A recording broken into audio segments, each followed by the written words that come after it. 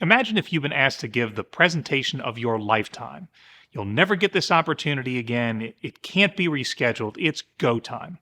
So you've practiced your presentation at least 20 times.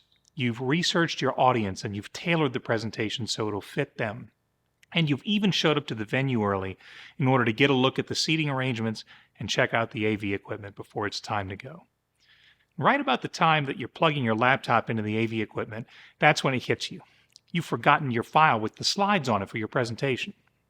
No problem, you think. You'll just download it off of Dropbox or Google Drive or some cloud service that you're using.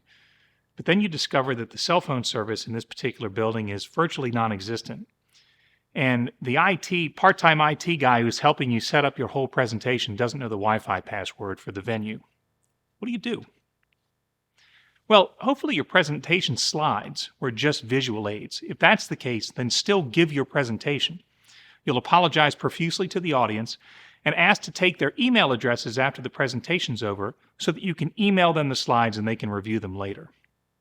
If you can't give your presentation without your slides, then you can borrow a trick from Scott Berkun, who wrote an excellent book called Confessions of a Public Speaker.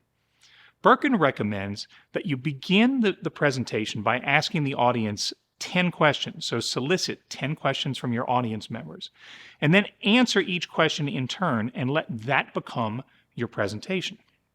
A good prompt to use when soliciting these questions from the audience members is, hey, what did you expect to learn today about, and insert whatever your presentation was going to be about. If that doesn't work for you, well, then you're screwed. The best thing to do is really avoid the problem of leaving your slides behind in the first place. Let's talk about the best way to do that: redundancy.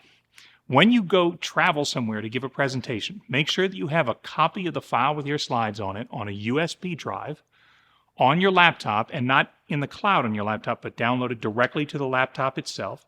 Put a copy on your phone. Put another copy on a backup USB drive, and finally have a version somewhere in the cloud that you think you can access if you have internet access. That's 5 versions.